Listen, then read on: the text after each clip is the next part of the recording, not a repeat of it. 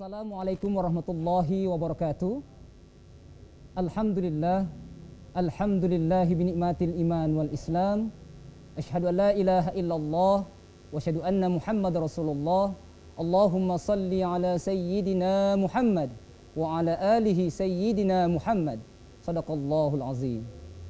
Kaum muslimin dan muslimat pemirsa TVRI Sulawesi Tengah yang berbahagia, salam jumpa pemirsa. Jumpa lagi dalam program acara persembahan TVRI Sulawesi Tengah, yaitu program acara Mutiara Hikmah. Dan insya Allah program acara Mutiara Hikmah akan menambah iman dan takwa kita kepada Allah Subhanahu wa Ta'ala.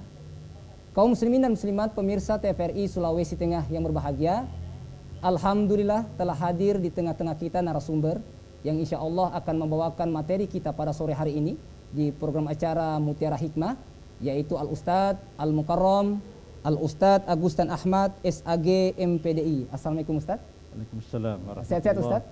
Alhamdulillah. Ya, kayaknya Ustadz banyak kegiatan Ustadz. Ya, terima kasih telah hadir di studio kami Ustadz. Beliau merupakan dosen Universitas Islam Negeri Dato Karama Palu. Dan kami juga membuka line telepon di 0451 452 414 atau di 081 243 243 522 bagi pemirsa yang ada di rumah yang ingin berinteraktif dengan Ustadz atau ingin bertanya pada materi kita sore hari ini di program acara Mutiara Hikmah persembahan TVRI Sulawesi Tengah. Kaum muslimin dan muslimat pemirsa TVRI Sulawesi Tengah yang berbahagia, tema kita pada sore hari ini di program acara Mutiara Hikmah yaitu tentang hak Allah Ta'ala terhadap para hambanya. Allah Subhanahu wa Ta'ala menginginkan kita untuk bertakwa kepada Allah Subhanahu wa Ta'ala. Dari Muaz bin Jabal radhiyallahu anhu, Rasulullah sallallahu alaihi wasallam bersabda, "Wahai Muaz, tahukah kamu apa hak Allah atas para hambanya?" Maka Muaz menjawab, "Allah dan Rasulnya yang lebih mengetahui." Rasulullah sallallahu alaihi wasallam bersabda, "Sesungguhnya hak Allah atas para hamba adalah beribadah kepadanya dan tidak berbuat syirik dengan apapun." Dan untuk mengkajinya lebih dalam lagi materi kita pada sore hari ini, langsung saja kita persilakan kepada Al-Ustadz Al-Mukarram Ustadz Agustan Ahmad SAG MPDI untuk memberikan tausiah. Tafadhal Ustadz. Assalamualaikum warahmatullahi wabarakatuh. Waalaikumsalam warahmatullahi wabarakatuh. Alhamdulillahi haqqa hamdih. Wassalatu wassalamu ala ashrafi anbiya'i Sayyidina Muhammadin wa ala alihi wa ashabihi wa atba'i. Para pemirsa TVRI Sulawesi Tengah yang Allah rahmati, alhamdulillah kembali kita bersyukur kehadirat Allah Subhanahu wa Ta'ala atas seluruh limpahan nikmat dan karunia yang tercurah atas kita pada hari ini. Mulai dari bangun tidur hingga dengan detik ini Allah Subhanahu wa Ta'ala melimpahkan begitu banyak nikmat kepada kita, sehingga tidak ada pilihan lain bagi seorang hamba yang tahu posisinya di hadapan Rabb-Nya Allah Subhanahu wa Ta'ala selain bersyukur kepadanya. Selawat dan salam semoga senantiasa tercurahkan keharibaan junjungan kita, Rasul yang sama kita cintai dan muliakan, baginda Rasulullah Muhammad sallallahu alaihi wa alihi wa sahbihi wasallam. Allahumma salli wa sallim wa barik alaihi. Para pemirsa yang budiman, seperti yang telah diutarakan tadi bahwa insyaallah topik perbincangan kita pada kesempatan sore hari ini adalah tentang hak Allah terhadap para hambanya. Tadi host kita telah menyampaikan kutipan sebagai pengantar dari hadis riwayat Bukhari dan Muslim yang bersumber dari Sayyiduna Muaz bin Jabal. Dan insya Allah ini juga yang menjadi titik tolak di antara titik tolak pembahasan kita. Suatu ketika Muaz bin Jabal mewartakan kepada para sahabat. Ia mengatakan, "Bainama ana radhi Rasulullah sallallahu alaihi wasallam." Satu ketika aku membonceng di kendaraan Rasulullah sallallahu alaihi wasallam. Allahumma shalli wa sallim. Membonceng di sini tentu saja secara konteks pada waktu itu menurut ulama adalah bersama-sama dengan Rasulullah sallallahu alaihi wasallam dalam kendaraan beliau yakni kendaraan himar. Ya. Sehingga siapa namanya? Mu'adz bin Jabal mengatakan, aku sangat dekat dengan beliau. Ya, laisa baini wa bainahu illa akhiratur rahal. Tidak ada yang mengantarai aku dengan Rasulullah kecuali pelana tempat berkendara itu. Kemudian Rasulullah sallallahu alaihi wasallam tiba-tiba berkata kepada Mu'adz, "Ya Mu'adz bin Jabal, wahai Mu'adz bin Jabal." Kemudian Mu'adz mengatakan, labbaika Rasulullah wa sa'daik. Saya siap ya Rasulullah. Labbaika wa sa'daika ini adalah sebenarnya jawaban, ya, penghormatan kepada seorang yang sangat dikagumi dan dihormati. Ya. Sama halnya dengan ketika jamaah haji dipanggil oleh Allah, jawabannya adalah labbaik. Allahumma labbaik. Ya, pada waktu itu Mu'adz bin Jabal mengatakan, labbaika Rasulullah wa sa'daik. Saya atau siap ya Rasulullah. Kemudian Mu'adz mengatakan, ya, fasara sa'atan, kemudian berjalan kembali kendaraan, jeda beberapa saat. Kemudian Nabi kembali berkata, ya Mu'adz, wahai Mu'adz. Kemudian Mu'adz kembali mengatakan, labbaika Rasulullah wa sa'daik. Saya ya Rasulullah, siap.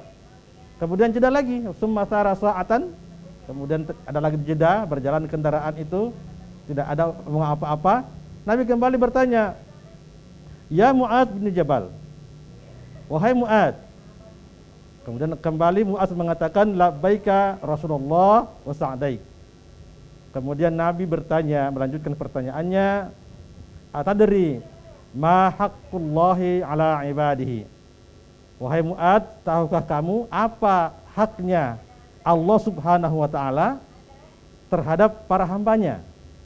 Kemudian Mu'adz menjawab, Allahu wa rasuluhu a'lam. Allah dan Rasulnya yang lebih tahu jawabannya.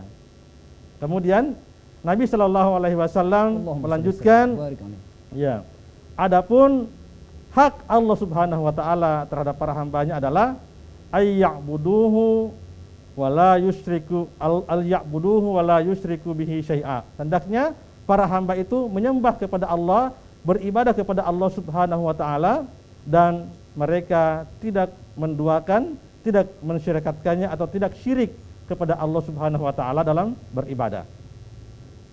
Kemudian terjadi lagi jeda.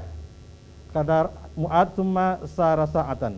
Tiba-tiba kembali Nabi memanggil Mu'adz, ya Mu'adz. Kemudian seperti tadi Mu'adz menjawab, labbaika Rasulullah wa sa'daik. Saya ya Rasulullah. Kemudian Nabi bertanya, atadri ma haqqul ibad idza fa'aluhu. Tahukah kamu wahai Mu'adz apa haknya para hamba ini ketika mereka telah mengerjakan itu? Artinya ketika mereka telah beribadah kepada Allah Subhanahu wa taala dengan segala kepatuhan, ketundukan, dan tidak mensyirikatkan Allah Subhanahu wa taala, apa haknya yang patut diterima oleh para hamba ini dari Allah Subhanahu wa taala?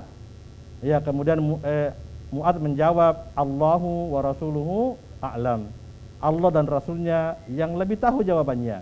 Kemudian Nabi mengatakan, ketahuilah bahwa ketika hamba itu telah melakukan itu, idza fa'ala dzalika alla yu'adzibahum. Ketika para hamba telah mengerjakan kewajibannya, beribadah kepada Allah Subhanahu wa taala dengan penuh ketaatan, dengan penuh ketundukan, kehusyuan, dan tidak mensyirikatkan Allah Subhanahu wa taala dengan sesuatu apapun, maka yang layak diterima dari Allah Subhanahu wa taala adalah alla yu'adzibahum. Allah berhak untuk tidak mengazabnya. Nah, perlu dipahami kaum muslimin, para pemirsa di rumah, ya, para pemirsa setia TVRI Sulteng yang berbahagia, bahwa ungkapan hak hamba di sini sebenarnya sifatnya majazi atau metafor.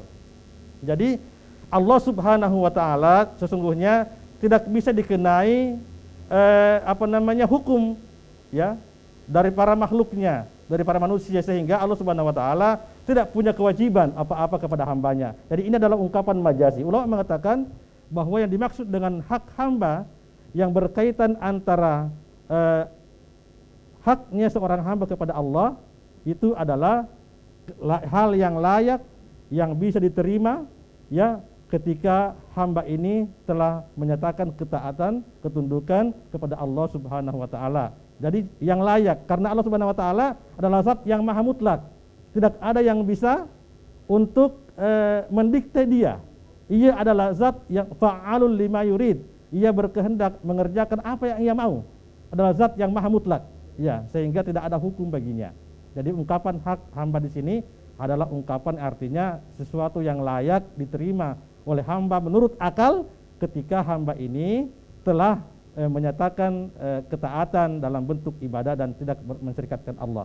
Jadi dalam hadis ini kita paham ya secara garis besarnya bahwa sesungguhnya Allah Subhanahu wa taala memiliki hak untuk disembah. Ya, pertama. Kemudian memiliki hak untuk selain disembah dengan penuh ketaatan oleh para makhluknya, Allah, para hambanya, ya Allah juga masih memberikan yang lain, yakni bukan hanya sekedar beribadah, menyembah dengan penuh ketundukan, tapi juga ada jaminan dalam beribadah tidak ada kesyirikan, tidak ada hal-hal yang bersifat dinilai sebagai sebuah perilaku syirik. Ya, maka Allah mengatakan dalam Al-Qur'anul Karim merespon apa yang disampaikan ini. Allah Subhanahu wa taala berfirman, "Faman kana yarju liqa'a rabbih falyamal 'amalan shalihan wa la yusyrik bi'ibadati rabbih ahada." Barang siapa yang berharap, yang berpengharapan ya perjumpaan dengan Rabb-nya pada hari kemudian, ya falyamal 'amalan shalihan, maka hendaknya ia mengerjakan amal yang soleh, ya, wala yusyrik bi'ibadati rabbih ahada, dan hendaknya tidak mensyirikatkan Allah di dalam beribadah kepadanya. Ya. Mungkin kita bertanya kaum muslimin dan muslimat para pemirsa yang berbahagia, apa sesungguhnya yang dimaksud dengan ibadah di sini? Ya. Ibadah dalam pengertian ini, dalam pengertian yang umum, ibadah itu adalah setiap atau segala sesuatu yang dikerjakan dalam rangka mencari keridaan Allah Subhanahu wa taala, ya, atau apa sesuatu yang dikerjakan yang merupakan yang dicintai oleh Allah Subhanahu wa taala dan diridainya, itu adalah bagian dari ibadah. Jadi sangat luas cakupannya ini. Meskipun nanti kemudian ulama mengklasifikasi ibadah itu, ada nanti ibadah yang langsung berhubungan dengan Allah Subhanahu wa taala, ya seperti salat umpamanya, ya, atau zikir, ya, dan sebagainya. Nah, dari hadis ini kemudian dalam ranah fikih, jurisprudensi Islam atau usul fikih, kemudian ulama juga membahas ini, yakni hak Allah atau hak Tuhan kepada hambanya dan hak hamba kepada Tuhannya dan hak kongsi antara mereka berdua. Ya, sehingga disebutkan dalam kitab-kitab usul fikih seperti umpamanya yang ditulis oleh Syekh Abdul Wahab Khalaf umpamanya, atau kitab-kitab fikih yang lain, usul fikih yang lain, sebutkan bahwa hak Allah itu adalah taatnya seorang hamba kepada Tuhannya. Ya, itu adalah haknya Allah Subhanahu wa taala. Haknya manusia adalah ucapan, tindakan dan perlakuan, ya, yang mengarah kepada selain itu yang untuk kemaslahatan kehidupan manusia di dunia. Itu masuk dalam hak kemanusiaan, ya, atau hak hamba. Tapi ini dalam terminologi usul fikih, terminologi jurisprudensi Islam. Ya, kaum muslimin, para pendengar yang dirahmati Allah Subhanahu wa taala, sebagai pengantar cukup barangkali? Ya. Ya. Baik, terima kasih Ustaz Ya, atas insyaallah. penjelasannya. Ya. Kaum muslimin dan muslimat pemirsa TVRI Sulawesi Tengah yang berbahagia, perbincangan kita cukup menarik dengan Ustadz, tetapi kita ikuti jeda berikut ini. Tetaplah di TVRI Sulawesi Tengah. TVRI, media pemersatu bangsa.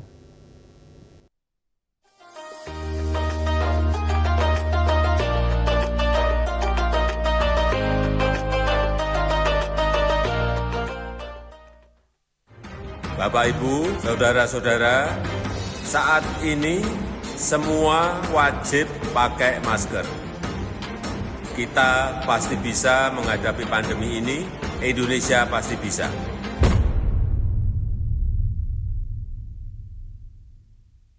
Di tengah melonjaknya kasus COVID-19 dan ancaman varian baru yang semakin ganas, Ini saatnya kita bersama saling menjaga diri, mengencangkan protokol kesehatan.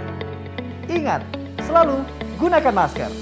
Mencuci tangan dengan sabun di air mengalir. Menjaga jarak minimal 1 meter. Menghindari kerumunan. Membatasi mobilitas dengan di rumah saja.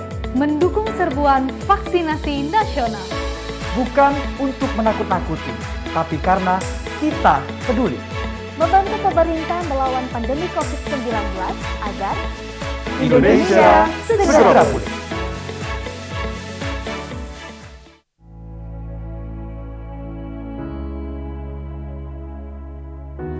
Pemirsa TVRI, pandemi COVID-19 belum berakhir.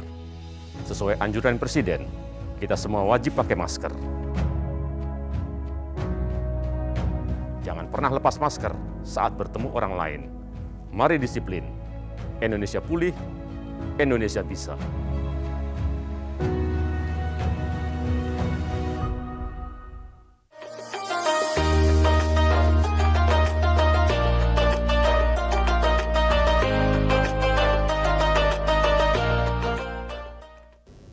Baik kaum muslimin dan muslimat pemirsa TVRI Sulawesi Tengah yang berbahagia, kembali dalam program acara Mutiara Hikmah persembahan TVRI Sulawesi Tengah. Dan kembali kami membuka line telepon di 081 243 243 522 bagi pemirsa yang ada di rumah yang ingin berinteraktif dengan Ustadz atau ingin bertanya pada materi kita sore hari ini di program acara Mutiara Hikmah dengan tema Hak Allah Ta'ala terhadap para hambanya bersama narasumber Al-Ustadz Al-Mukarram Ustadz Agustan Ahmad SAG MPDI merupakan dosen Universitas Islam Negeri Dato Karama Palu. Ya baik Ustadz, sebelum kita ke penelpon Ustadz, saya bertanya ini Ustadz tentang Allah Subhanahu Wa Ta'ala ini Ustadz menciptakan manusia untuk beribadah kepadanya Ustadz. Kemudian dalam beribadah harus memiliki sifat ihsan. Apa Ustadz makna ihsan ini dalam beribadah kepada Allah Ustadz? Ya, ihsan sebenarnya adalah sikap atau buah dari iman dan ketundukan kepada Allah Subhanahu Wa Taala. Yeah. Ya, ihsan itu seperti yang disampaikan oleh Rasulullah SAW dalam hadisnya, al-ihsanu ketika ditanya oleh Jibril, apa itu ihsan? Ya Rasulullah. Beliau menjawab, al-ihsanu an ta'budallaha ka'annaka tarahu fa illam takun tarahu fa innahu yaraka. Ihsan itu adalah engkau beribadah kepada Allah Subhanahu wa taala, mengabdi kepada Allah Subhanahu wa taala, ya, menyembah Ia ka'annaka tarahu, seakan-akan, ya, seakan-akan Allah itu tampak di hadapanmu, engkau melihat Dia. Ya. Fa illam takun tarahu fa innahu yaraka. Ya, tapi kalaupun engkau memang tidak bisa melihat Allah Subhanahu wa taala, karena memang Allah Subhanahu wa taala tidak bisa dicapai oleh panca indera, la tudrikuhul absar, ya, maka kata Rasulullah, fa innahu yaraka. Hendaknya kamu paham, engkau ketahui, engkau sadari bahwa Allah itu pasti melihat kamu. Itu namanya ihsan. Ya, inilah yang semestinya melandasi setiap aktivitas ya ibadah pada umumnya, ya, dalam apakah itu ibadah mahdhah atau ibadah-ibadah sosial, apapun yang kita kerjakan dalam ranah ini hendaknya dilandasi oleh sikap ihsan ini. Dalam artinya kita merasa diawasi oleh Allah Subhanahu wa taala, sehingga tidak perlu lagi ada pengawasan macam-macam. Kenapa? Karena kita merasa diawasi langsung oleh Allah Subhanahu wa taala. Kinerja kita, kualitas pekerjaan kita, kewajiban-kewajiban kita, ada Allah Subhanahu wa taala yang Maha mengawasi kita. Inilah ihsan. Seakan-akan Allah hadir di hadapan kita, dan kalau tidak, kita pasti diawasi dan dilihat oleh Allah Subhanahu wa taala. Ya, walaupun Ustadz kita tidak melihat ya, tidak Ya, melihat Allah, tetapi ya, seakan-akan Allah melihat ya, kita. Ya. Karena memang Allah Subhanahu wa taala tidak mungkin dilihat ya, Ya. di dunia ini, tidak mungkin. Ya. Secara fisik ya. Nah, seperti itu. Iya. Ya. Baik Ustadz, kemudian berbicara mengenai dosa syirik Ustadz. Apakah hanya dosa syirik saja ini Ustadz yang mungkin diampuni, tidak diampuni oleh Allah Ustadz? Apa ada dosa-dosa lain selain dosa syirik ini, karena pembahasan kita tadi tentang kesyirikan Ustadz? Ya. Berbicara tentang pengampunan Allah Subhanahu wa taala ini adalah pengampunan yang maha luas. Allah Subhanahu wa taala adalah Al-Ghafurur Rahim, yang maha pengampun lagi maha penyayang. Sebenarnya ada hadis qudsi yang juga berhubungan dengan hadis ini yang saya bacakan tadi, itu tentang haknya seorang hamba kepada Allah, yakni memperoleh pengampunan dan kasih sayang.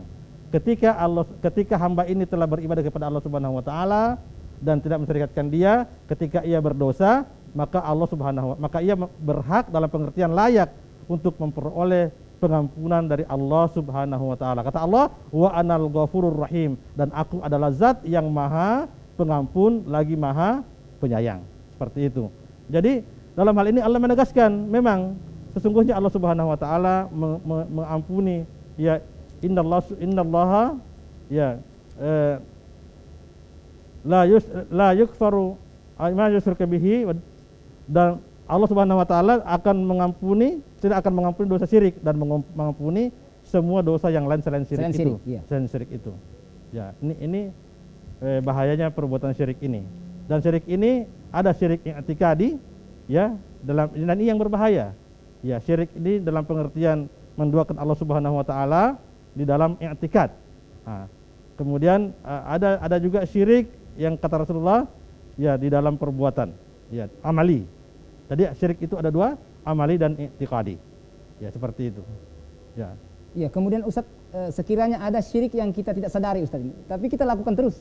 Jadi apakah kita tetap mendapatkan dosa karena kita tidak sadari bahwa ini syirik? Ya, seperti apa Ustaz? Kita tidak sadari atau kita tidak ketahui? Ketahui, iya. Ya. Kalau itu kita tidak tahu, maka Allah Subhanahu wa taala adalah zat yang maha bijaksana. Ya, tidak ada beban taklif bagi orang yang tidak tahu apa-apa. Ya. Oleh karena itu, ya selama ia melakukan pelanggaran itu dalam ilmunya yang sangat terbatas, sehingga ia sebenarnya tidak bermaksud untuk menduakan Allah, tetapi dalam keadaan dia tidak tahu, maka sebenarnya di sinilah pentingnya seseorang itu tetap harus menjadi seorang pembelajar, ya, untuk memahami hak-hak Allah Subhanahu wa taala terhadap dirinya tadi. Ini menyembah Allah dan tidak mensyirikatkan Allah Subhanahu wa taala, tidak syirik dalam beribadah kepada Allah Subhanahu wa taala. Ya, kalau ia tidak tahu, kemudian dalam ketidaktahuan itu ia ikhlas melakukan itu karena Allah Subhanahu wa taala, maka insya Allah Allah akan mengampuni dia. Yang tidak bisa ditoleransi adalah ia tahu, ia paham bahwa ini adalah perbuatan syirik, tapi ia tetap lakukan. Tapi dia tetap lakukan, ya, Ustaz. Ya. Seperti itu. Ya, begitu kira-kira. Ya, baik, terima kasih Ustaz atas penjelasannya.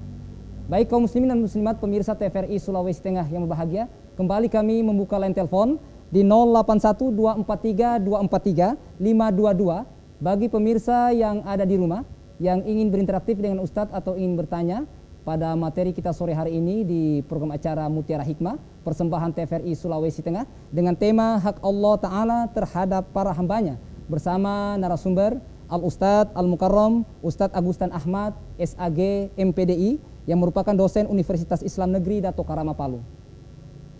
Ya, baik, sebelum ke penelpon lagi Ustadz. Kemudian ada salah satu tokoh agama yang mengatakan jangan mengambil hak prerogatifnya Allah ini Ustadz. Jadi bagaimana contoh dakwah ini yang mengambil hak prerogatifnya Allah ini Ustadz? Seperti apa itu Ustadz? Kira-kira. Ya, di antara hak prerogatif Allah Subhanahu wa taala itu adalah memponis, ya, memponis seseorang, ya, memponis ini adalah haknya Allah Subhanahu wa taala. Ya, kita hanya disuruh dalam kehidupan bermasyarakat ini untuk menyampaikan kebenaran. Yang pertama. Kemudian yang kedua, tidak bisa memaksa orang lain untuk mengikuti apa yang kita kita hanya penyampai. Ya, wama anta sesungguhnya engkau Muhammad tidaklah kecuali hanya penyampai. Penyampai saja. Ya, penyampai. Ya. Nah, kemudian banyak dalam kehidupan kita ini karena merasa diri benar sehingga mempunis orang lain sebagai salah. Umpamanya mudah untuk mengkafirkan orang, yang mudah untuk membid'ahkan orang, menyesatkan orang, atau bahkan mengatakan ini sebenarnya berhak masuk neraka. Itu haknya Allah Subhanahu wa taala, bukan hak kita. Jadi yang berhak untuk mempunis orang apakah ia masuk neraka atau tidak adalah haknya Allah Subhanahu wa taala. Kita hanya penyampai. Seperti itu. Nah, ini kita dilarang dalam hal ini. Dilarang.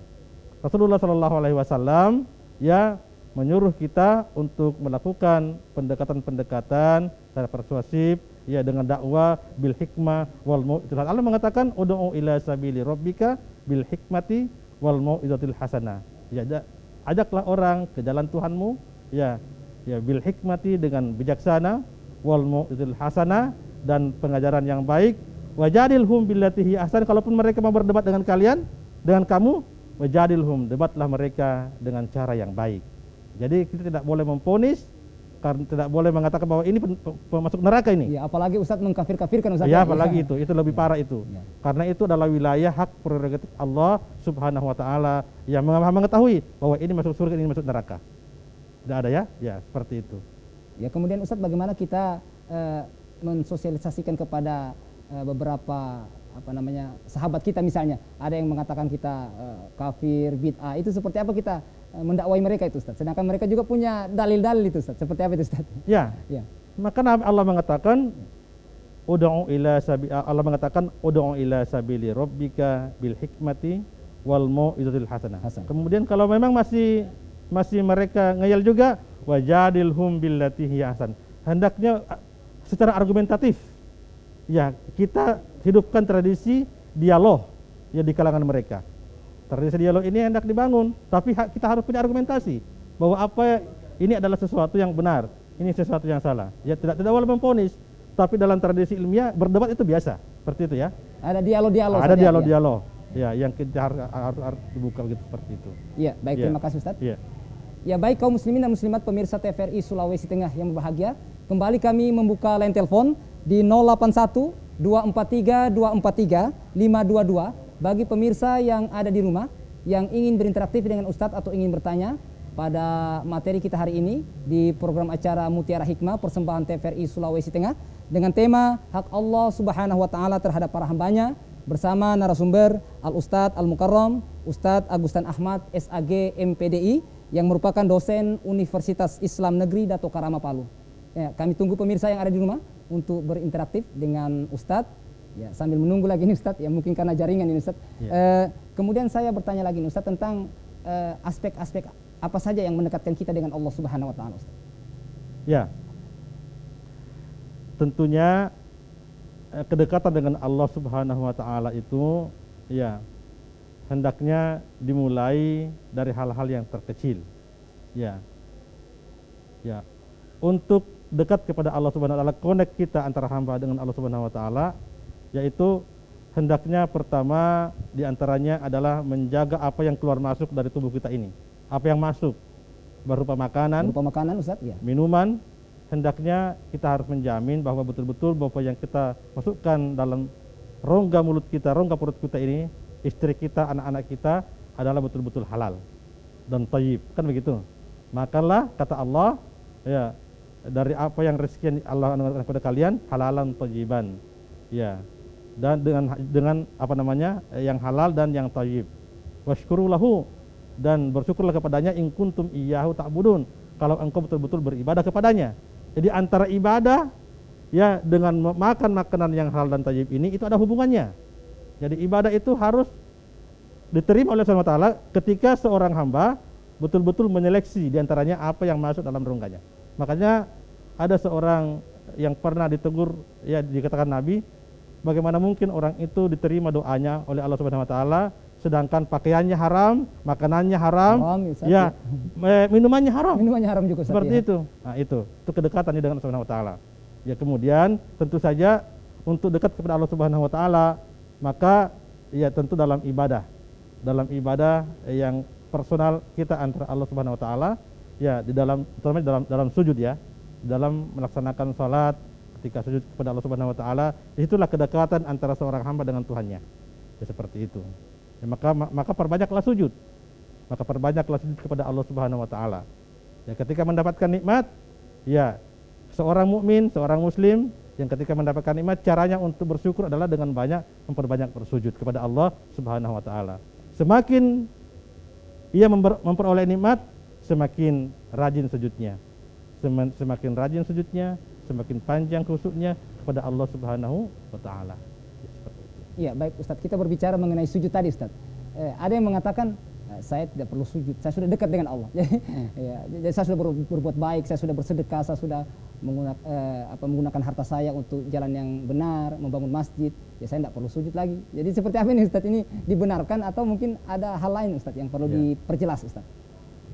Allah Subhanahu wa taala mengecam orang-orang Yahudi, ya, karena mereka ini hanya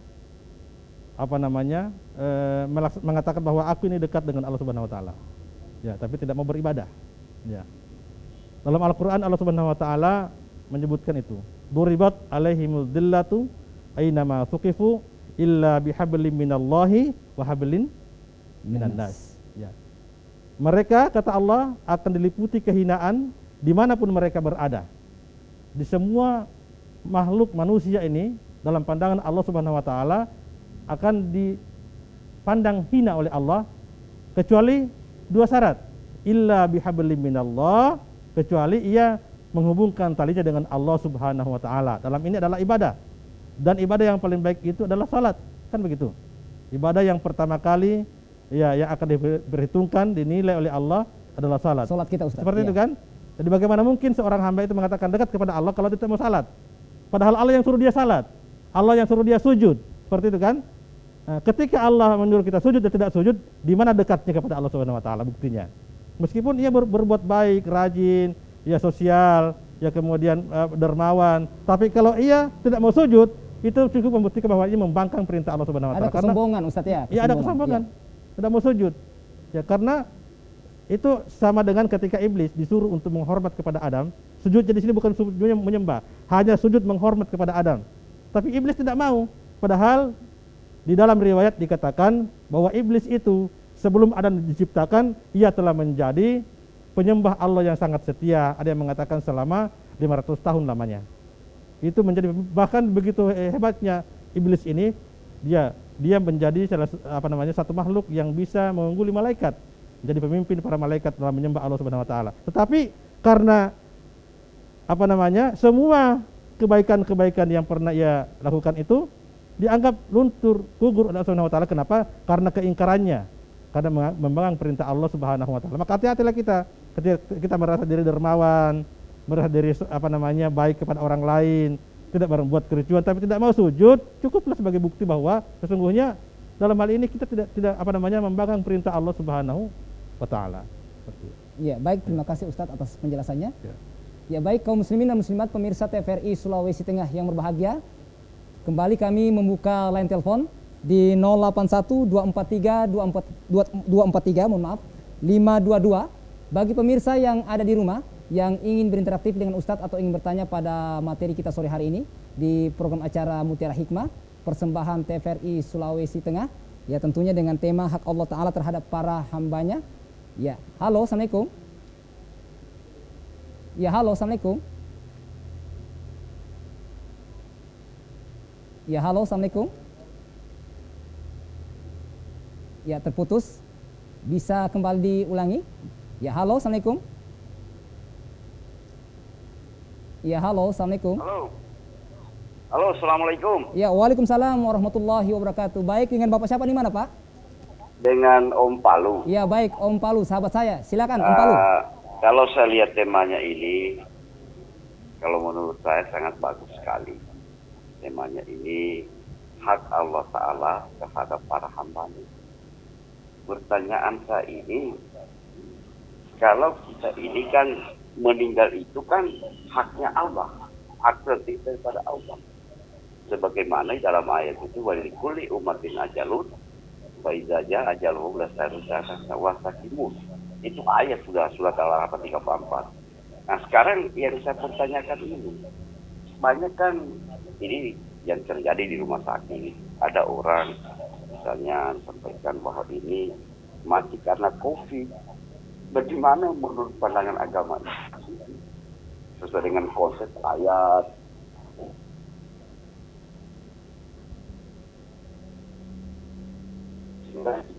Tiap-tiap manusia punya batas tiap-tiap manusia apabila meninggal izin Allah. Jadi itu yang saya tanyakan. Nah, yang kedua, seperti karena ini saya mendapatkan ini seperti orang meninggal COVID. Apakah dia dilaksanakan? Ya, baik Om Palu, mungkin agak dikeraskan sedikit suaranya. Ya, apakah disesuai di penguburan orang COVID itu secara agama Islam atau agama non Muslim sama Kalau Islam itu kan fardu kifayah, dimandikan, dikafani, dan disolatkan dan dikuburkan. Karena Islam ini kan sudah jelas diazan kalau di kuburan. Itu pertanyaan saya ini, dua itu, karena hak Allah, hak Allah Ta'ala kepada hamba ini kita haknya semua. Karena sebagaimana Ustaz tadi menyampaikan, yang keluar masuk itu, yang masuk siapa dan keluar siapa. Nah, tentunya kalau kita berbicara tentang iman, amal, perilaku, ada orang hanya dikatakan beriman, belum tentu dia beriman. Itu kan urusan Allah. Jadi barangkali itu pertanyaan saya, Pak, dalam buku 3 itu, yang keluar masuk siapa, yang keluar siapa, yang masuk siapa. Ya, saya kalau masalah agama sama dangkal, tapi pasti kita itu harus belajar kata Presiden, belajar, tentunya harus memahami syariatnya, tarikatnya, hakikatnya, dan manfaat. Terima kasih. Assalamualaikum warahmatullahi wabarakatuh. Waalaikumsalam warahmatullahi wabarakatuh. Baik, terima kasih banyak Om Palu di Ulu Jadi. Ini sahabat saya Ustadz ini.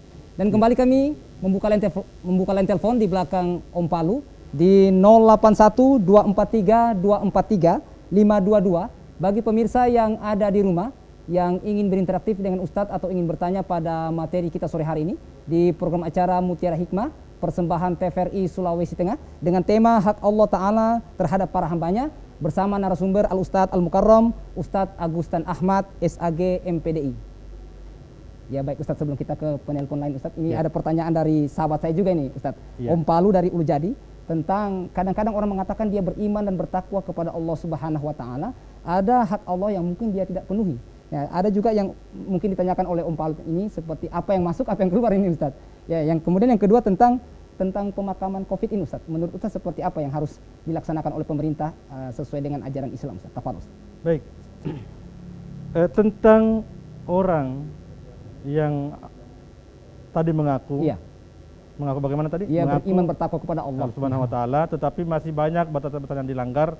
Ya, maka sebenarnya Allah Subhanahu wa Ta'ala ya lewat Rasulullah SAW itu mengklasifikasi kaum muslimin ini. Ada sebagai muslim muttaqi yang bertakwa kepada Allah Subhanahu wa Ta'ala. Ya, yang dalam pengertian ini dia patuh dan taat mengerjakan sekuat kemampuannya segala perintah dan larangan, dan meninggalkan larangan maksud saya yang dilarang Allah Subhanahu wa Ta'ala. Ya, ada mukmin yang ya kadang-kadang melakukan pelanggaran. Ya, ada memang juga seorang yang masih bersyahadat tapi lebih banyak pelanggarannya daripada ibadahnya gitu. Ya. Bagi seperti ini tentu kita berharap ya pertama untuk beribadah kepada Allah Subhanahu wa Ta'ala ini sebenarnya dalam rangka untuk meningkatkan keimanan kita kepada Allah Subhanahu wa Ta'ala. Kenapa? Karena di antara fungsi ibadah itu adalah ya mengembalikan fungsi kehambaan seorang hamba kepada Rabbnya sehingga ia mencapai kesempurnaan dalam kehidupannya, dalam sisi kemanusiaannya. Itu fungsinya ibadah. Jadi ibadah ini bukan untuk Allah Subhanahu wa Ta'ala sebenarnya. Meskipun dikatakan hak, tapi Allah Subhanahu wa Ta'ala tidak membutuhkan ibadah kita. Yang butuh itu adalah kita sendiri. Ya. Oleh karena itu perlu diberikan kesadaran dalam jiwa kita setiap orang beriman ini bahwa ibadah itu sebenarnya yang membutuhkan efeknya kembali kepada kita untuk kebahagiaan kita di dunia dan kebahagiaan kita di akhirat insyaallah. Nah, oleh karena itu tidak ada pilihan lain kecuali terus berupaya untuk meningkatkan itu ya ketakwaan kita sampai ajal menjemput. Allah mengatakan wa'bud rabbaka hatta ya'tiyakal yaqin. Sembahlah Tuhanmu sampai datang al-yakin kepadamu. Al-yakin oleh ahli tafsir disebut dengan kematian. Jangan berhenti menyembah Allah Subhanahu wa Ta'ala. Jangan menyembah Allah hanya ketika miskin, tapi ketika diuji dengan kekayaan sudah lupa kepada Allah Subhanahu wa Ta'ala. Karena ini ujian, miskin ujian, kaya juga dalam ujian dari Allah Subhanahu wa Ta'ala. Itu ya.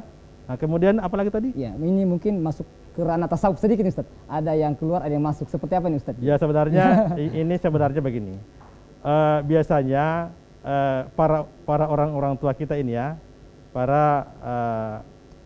mengistilahkan ini dengan tasawuf. Sebenarnya ini biasanya adalah kata-kata kiasan. Ada kata-kata kiasan. Jadi yang masuk dan keluar itu kan nafas kan? Nafas. kalau keluar apa namanya, kalau masuk apa namanya, Apa kan namanya? begitu. Iya, Ustaz, iya. Ya, sebenarnya kalau kita mencoba untuk menelusuri itu di dalam literatur Islam, kita tidak menemukan. Tapi sebenarnya di sini hanya merupakan ungkapan-ungkapan majazi, ungkapan-ungkapan kiasan, sehingga banyak pendapat dalam masalah itu. Ada yang mengatakan yang masuk itu adalah Allah, yang keluar adalah Muhammad. Tapi sekali lagi ini mungkin hanya merupakan sebuah ungkapan kiasan. Ya, sehingga artinya ketika kita bernapas keluar yang adalah hanyalah Allah Subhanahu wa taala. Ada yang mengatakan la ilaha illallah Muhammadur Rasulullah. Ya, tapi sekali lagi ini saya belum menemukan legal standingnya itu ya dalam ajaran Islam dari hadis yang pernah kita baca seperti itu. Ya, jadi sekali lagi ini adalah ungkapan-ungkapan yang hanya menjadi sugesti bagi jiwa kita agar kita ini selalu ingat Allah Subhanahu wa taala. Selalu dekat dengan Allah Subhanahu wa taala. Itu intinya. Tidak mesti harus tahu bahwa siapa yang masuk, siapa yang keluar. Dan seperti itu juga. Ya, karena juga tidak ada dari Nabi seperti itu. Tapi sebenarnya intinya ini, pesan ini, siapa yang masuk, siapa yang keluar, hendaknya dalam setiap nafas kita dipertanggungjawabkan kepada Allah Subhanahu wa taala yang memberikan kita nafas itu. Seperti itu intinya. Sehingga dipastikan dalam setiap tarikan dan hembusan nafas kita tidak bermaksiat kepada Allah Subhanahu wa taala. Itu intinya. Kira-kira seperti itu. Ya, baik Ustaz, kemudian pertanyaan kedua, tentunya ya tentang Covid ini Ustaz. Ya. Bagaimana proses pemakaman secara Islam ini, kan kalau dalam Islam ada proses dimandikan, dikafani, disolatkan dan dikuburkan Ustaz. Ya, tetapi sebelum kita jawab Ustaz, kita ikuti jedah berikut ini. Tetaplah di TVRI Sulawesi Tengah. TVRI, media pemersatu bangsa.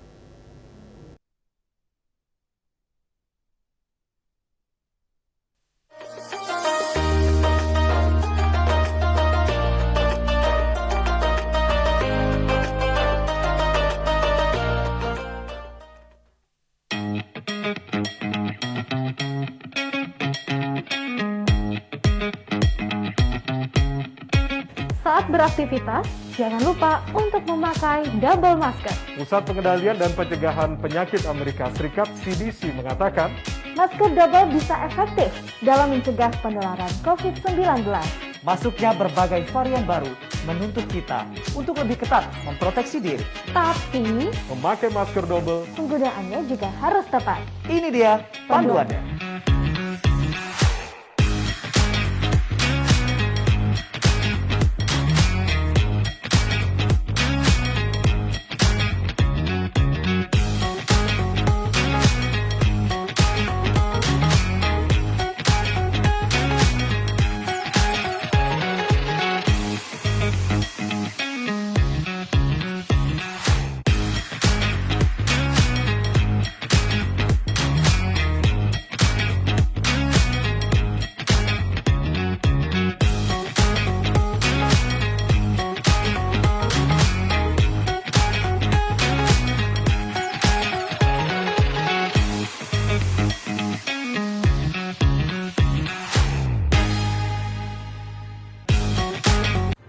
Bapak, Ibu, saudara-saudara, saat ini semua wajib pakai masker.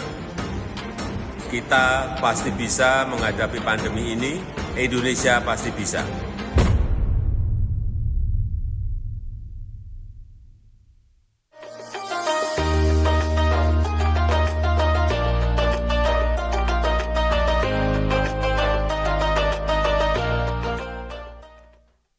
Baik kaum muslimin dan muslimat pemirsa TVRI Sulawesi Tengah yang berbahagia, kembali dalam program acara Mutiara Hikmah persembahan TVRI Sulawesi Tengah, dan kembali kami membuka line telepon di 081 243 522 bagi pemirsa yang ada di rumah yang ingin berinteraktif dengan Ustadz atau ingin bertanya pada materi kita sore hari ini di program acara Mutiara Hikmah dengan tema hak Allah Ta'ala terhadap para hambanya.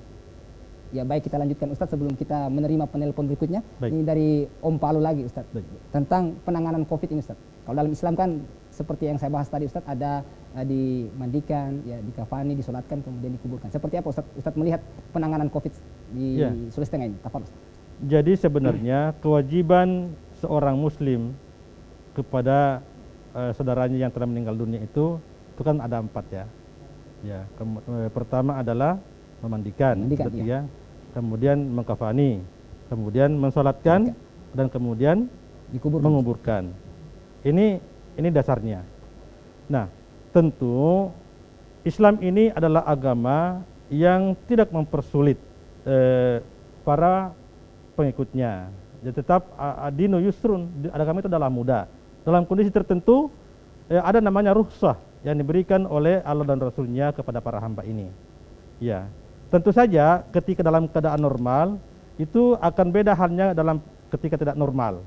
Contohnya, umpamanya dalam keadaan normal kita diharamkan oleh Allah Subhanahu wa taala untuk mengkonsumsi umpamanya daging babi umpamanya. Tapi dalam kondisi yang darurat ya kita bisa mendapatkan mudarat ya ketika kita tidak cuma itu makanan saja yang ada, itu kita bisa diberikan oleh Allah Subhanahu wa taala rukhsah keringanan untuk mengkonsumsi sekadarnya untuk menghilangkan rasa lapar itu. Nah, tentu saja tidak berlebihan. Ya faman turra ghaira bagin wala adin fala itsma alai. Ya, jadi ketika tidak berlebihan, tidak ada dosa baginya. Ya, tentu saja sama dengan halnya ini. Ketika memandikan umpamanya jenazah dalam keadaan normal, tentu afdal kalau kita sentuh tubuhnya, kita gosok-gosok, ya, kita ya bersihkan sebagaimana sesuai syariat Islam Ustaz ya. Sebenarnya sesuai syariat Islam juga ini kan sebenarnya pembahasannya ada yang sunnah, ada yang wajib. Ya. Yang wajib ini sebenarnya adalah memandikan jenazah itu, yang wajib adalah dalam pengertian mengalirkan air ke seluruh tubuhnya. Itu intinya, tidak mesti harus digosok. Cuma afdalnya itu adalah dengan menggosok-gosok bagian tubuhnya. Ya itu adalah sunnah.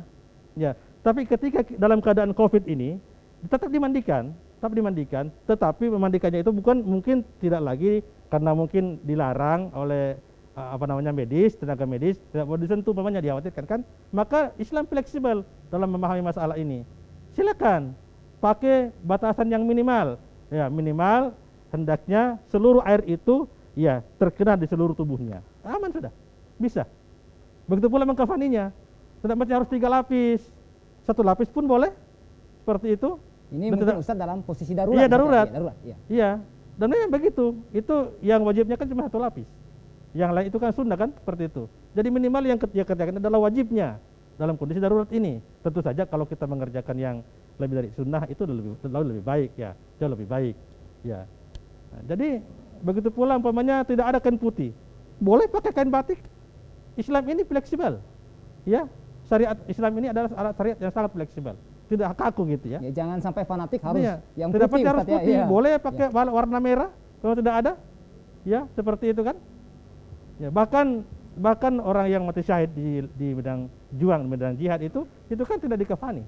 Dia hanya dikubur dengan pakaian yang ia pakai kan seperti itu. Ya, umpamanya kan seperti itu.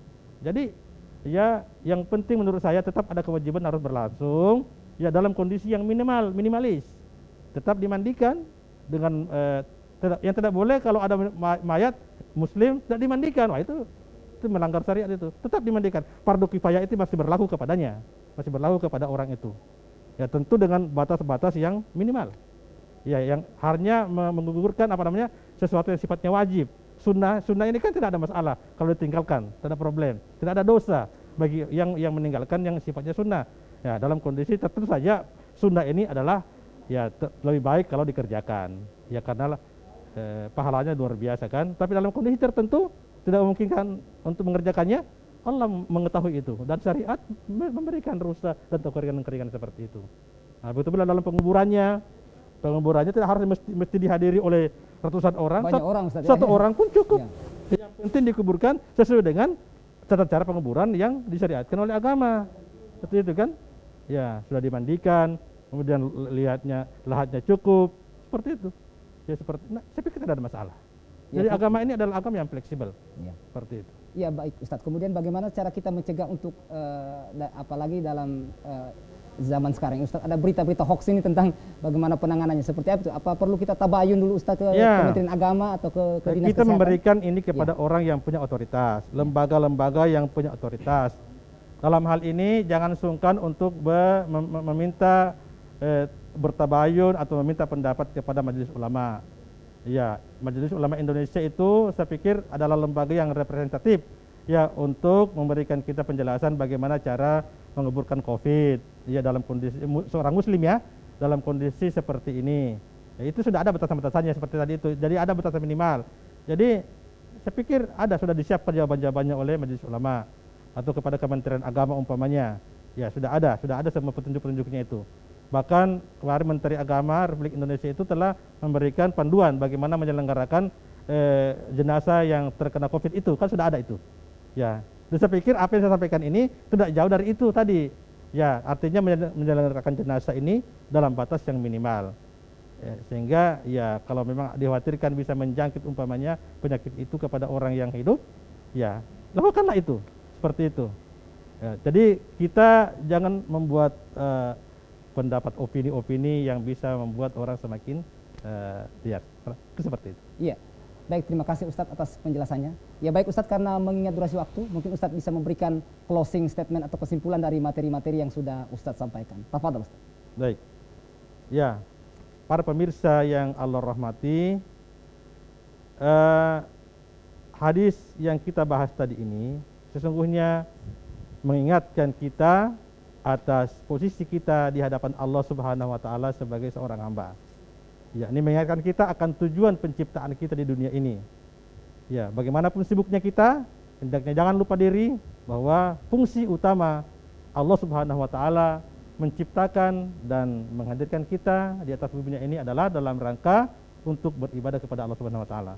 Dalam surah Ad-Dzariyat ayat 56 Allah berfirman, "Wa ma khalaqatul jinna wal insa illa liya'budun." Dan aku tidak menciptakan jin dan manusia kecuali untuk beribadah kepada aku. Ini jadi ibadah ini merupakan ya hal yang asasi. Kenapa?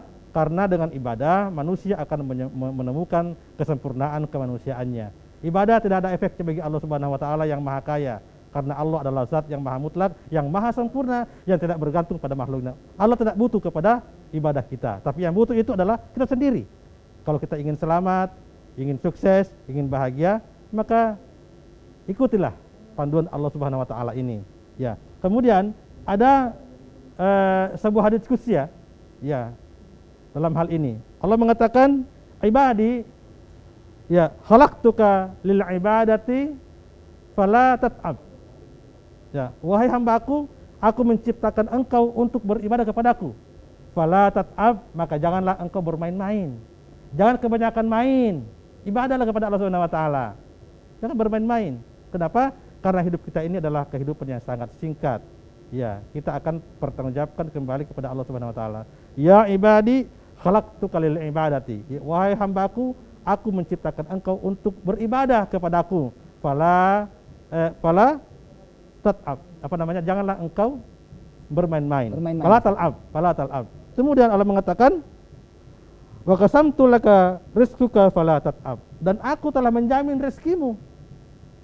Ya, jadi janganlah kamu selalu memaksa diri. Memaksa diri artinya dalam sangat takut miskin sehingga harus melanggar aturan Allah dengan mengambil hak orang lain. Karena jatahmu sudah ada. Kewajibanmu adalah ibadah. Ketika engkau beribadah dengan baik, akulah yang menjamin rezekimu. Kan begitu? Akulah yang menjamin rezekimu. Nah, bahkan kita dilarang untuk membunuh orang anak yang dalam kandungan karena takut miskin. Wala taqtulu auladakum khasyata imlak. Janganlah engkau membunuh anak-anakmu karena takut miskin. Nahnu narzuquhum wa iyyakum. Kenapa? Karena kamilah yang memberikan rezeki kepada mereka dan kepada kamu. Jadi rezeki sudah dituntut oleh Allah Subhanahu wa taala. Jadi kembali, wahai hambaku, aku ciptakan engkau untuk beribadah, maka jangan bermain-main. Dunia ini singkat. Yang kedua, dan aku telah menentukan jatah rezekimu, maka janganlah engkau memaksa diri ya sehingga lupa beribadah. Ya, mungkin itu sekadar sebagai statement closing statement kita pada kesempatan ini. Ya, baik, terima kasih Ustadz atas penjelasannya, dan kami minta kesediaan kembali Ustadz mungkin bisa membacakan doa, ya mungkin doa singkat untuk acara Mutiara Hikmah pada sore hari ini. Tafadhol Ustadz.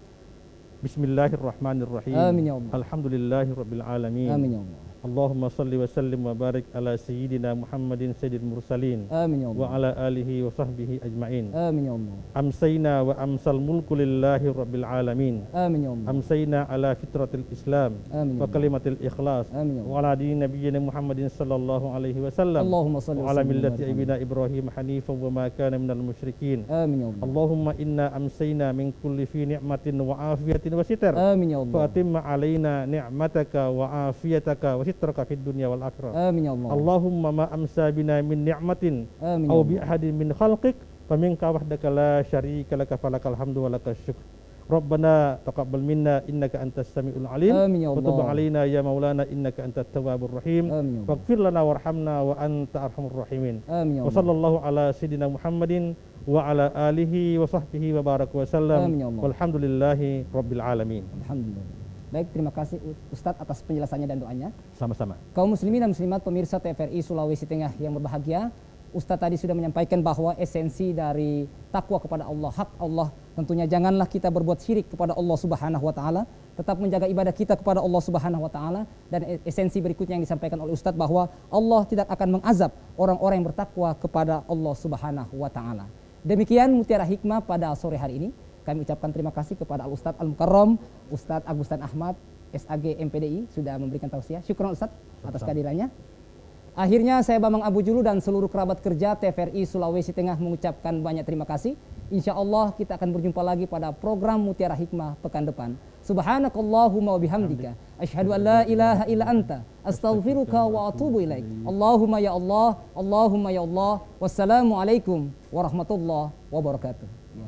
Syukran Ustaz atas kehadirannya.